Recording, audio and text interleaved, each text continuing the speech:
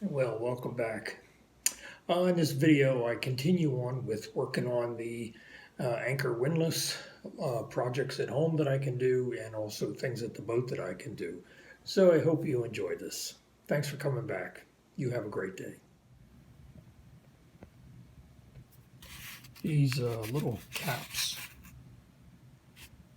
are made to go in these holes, and my fat fingers just can't get them in. I mean, I can try to get it lined up. I push, and they just won't go in. So I'm not going to put them in, because even if I could get them in, I know I'm going to probably have to take this out someday for whatever reason, and I'm never going to be able to get them little caps out. Well, the helm station and table are done. Everything's varnished up, and all the controls that I have here at home are in. The chart plotter goes here, that's on the boat, and the autopilot control goes here, that's on the boat. Got the cup holders done, so it's ready. Take it to the boat next time I go. I'm making a electrical bus bar box.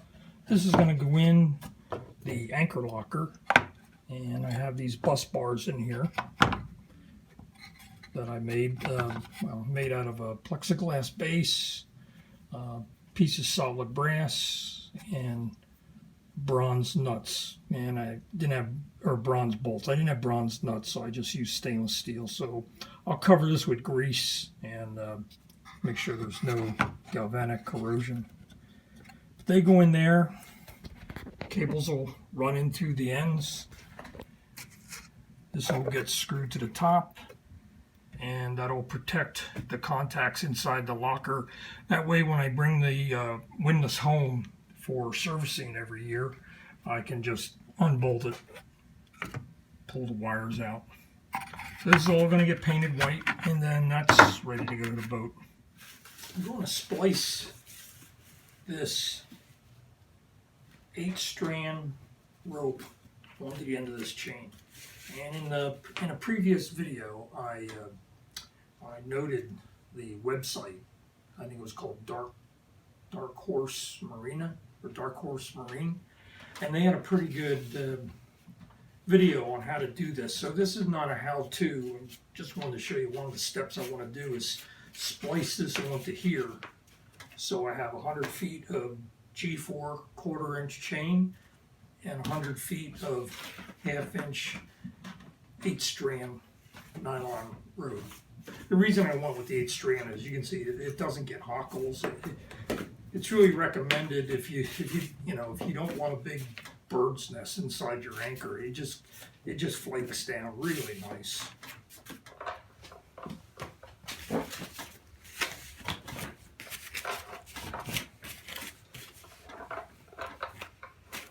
Well, done.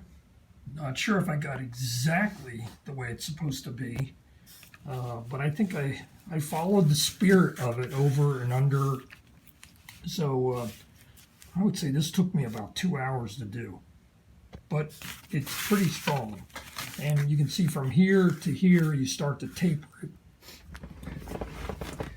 Well, I'm back at the boat. Brought a lot of things down to the boat that I won't be needing at home for any projects. Things like a lot of power cables, tools, special tools, things like that. So when I install the windlass wiring, whether it's on a warm day this winter or this spring, that I have all those supplies here. I don't have to bring them down later. So I'll be putting that in. The other thing I'm going to do, replacing the bilge pump with my 2 bilge pump is going to be somewhat involved, because I got to put new through holes in. I want to run new hose, so I won't be doing that now, but I do want to fix the switch on my existing bilge pump, just to make sure I have something working in case water gets back in, and it would be rainwater or snow melt. I want to make sure that's working. But I did check it. It didn't look like any rain water got in. It looked like it's normal low level. So anyway, I got those things going today. Bringing some of the teak home. I'm bringing these doors home here. I'm going to take them all apart. Some of the seams have loosened up, so I'm going to redo that. And I'm also going to do some varnishing. I decided I'm going to varnish most of the teak that's in the cockpit. Things like seats, the door. Obviously, I've already done the table and helm station, which I'm installing right now. So I want the cockpit to kind of look as nice as it can. As far as the tow rail, no, I'm not going to do that. Everything else in the cockpit, I can pretty much cover up with some umbrella covers that keep the UV degradation kind of minimized. So anyway, that's pretty much what I'll be doing today. There it is. The helm station's installed. Came out pretty good. I can get to everything. Switch, autopilot, chart plotter, my cup holder and binocular holder, and the table. Came out very nice. I'm pleasantly surprised.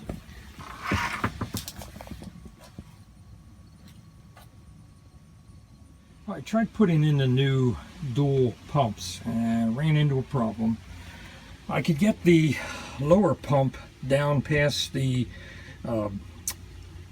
prop shaft, but I couldn't get this one past the prop shaft. I mean, they're both identical, but the angle that I had to put it in, this can go in first, but then this is pushed further aft, just because of the, you know, this interferes here with the back of the bilge. So I'm not sure what I'm going to have to do here. This would have to be maybe swapped, as put this float switch in the front and then put this in the back, because it's the width of this that can't get past the prop shaft. So I may have to just swap these two, but I'll take that back home and work on it. Meanwhile, I got the old pump back in and I put a new switch on that. It's one of these electronic type that detects water.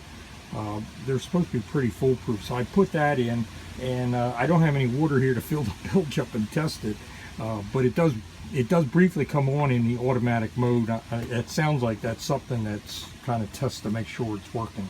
Bringing home this life sling, man overboard life sling. I don't know how many of you out there have one of these, but let me know if you think it's worthwhile having.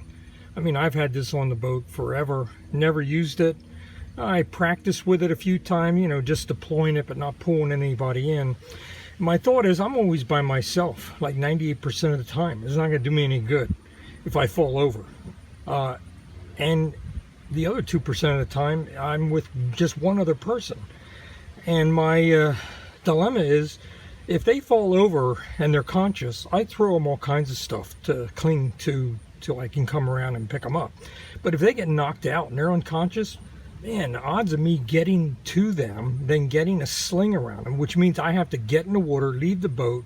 Anyway, I don't see it as a realistic method of saving somebody. I think you need at least 3 people on a boat to make it happen. But anyway, I'm open to suggestions. I'm taking it home just to clean it up. But I know no one's out there is going to tell me don't use it.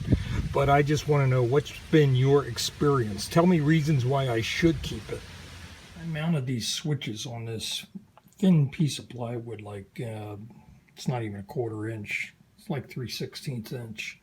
But I got the windlass breaker, the second bilge pump breaker, and then also the bilge pump switch will go here.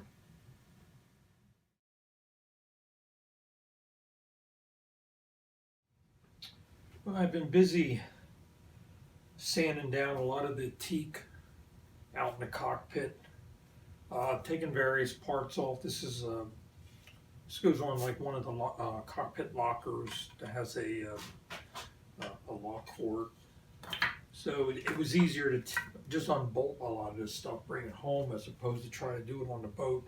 I was able to sand it down and I think I got like 4 coats of varnish on these seats right now. And then over here, I've been doing the doors. These are doors I made several years ago, but I never varnished them. And I still had the original hatch boards, which I took down to the boat in my last trip, put them in place, took this off, and then I sanded it and took the plexiglass window out of it, and so I so I wouldn't have to tape it off, things like that.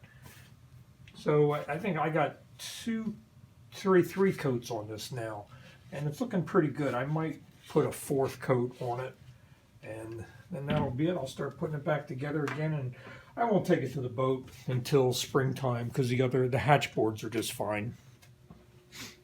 But next up on the list is to come up with a fix for the dual pumps.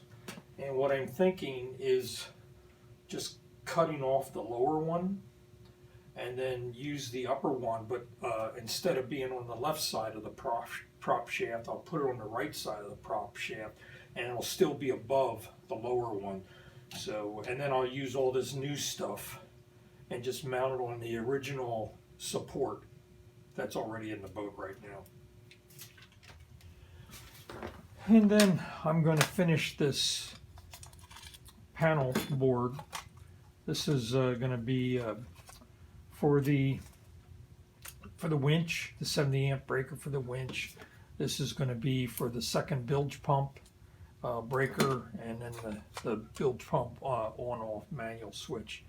And can you believe it? When I bought the breaker, it did not come with the screws. Believe it or not, I find that hard to believe, but it didn't. So I actually had to order screws for it. Before I head back to the boat, I'll be going through the first aid supplies, and I do this every year.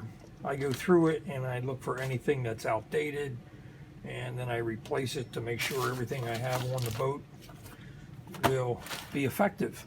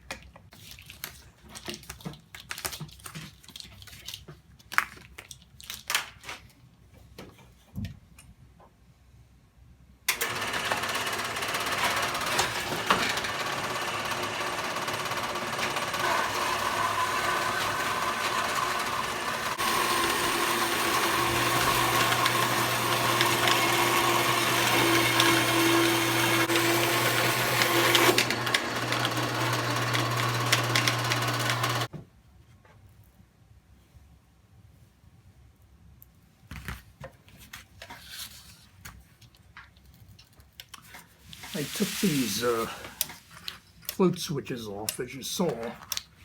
They clip into these bases, which then get screwed down to the support. And I noticed when I took them off, both bases were cracked. Probably happened when I tightened them down, but I don't, knowing it's plastic, I did not tighten them that much. But they both broke at the same place. This is about as thin metal as you can get. You can't really see the crack because I put some 5200 on it. Hopefully that'll fix it. But this side here is broken out. If anybody knows of a float switch that is higher quality, I'd appreciate it. And you can see what brand this is. And I replace these every year to 2 years. Usually it's because the float itself fails. But I didn't realize how junky these bases are. I would appreciate it. Anybody who has some ideas. The pump on the boat right now, I put in one of those electronic sensor type, and they're supposed to be pretty reliable, but we'll see. I'm going to end the video at this point. It's starting to get pretty long. I definitely have a ways to go with putting the anchor windlass, but I at least wanted to show you just some of the things I've been working on. As you know, I've varnished various things that are out in the cockpit, and I made these seat covers that snap on. And also these were, I guess they're technically binocular holders, but they were out in the cockpit. They were heavily weathered, and I decided to refinish them, but I'm not going to put them back in the cockpit. I think what I'm going to do is find a place for them inside near one of the, either the quarter berth or the V berth, or maybe even in the head, just to put things in. Out in the cockpit, mainly I ended up just throwing trash in them, so they really were not a lot of value in the cockpit. And then the last thing I was working on was this electrical wire spool holder. A lot of you have probably seen these. Professionals, you know, they got some pretty elaborate ones. When they're pulling a lot of wire, it keeps the wire from being tangled up. It just pulls off the roll nice and neat. I'm going to have 2 layers, one for the really big, heavy 2AWG battery cable, and then a smaller one for this. But anyway, my next video, I'll be at the boat, and I think I'll be starting to pull wire. Anyway, thanks for watching, and you have a good day.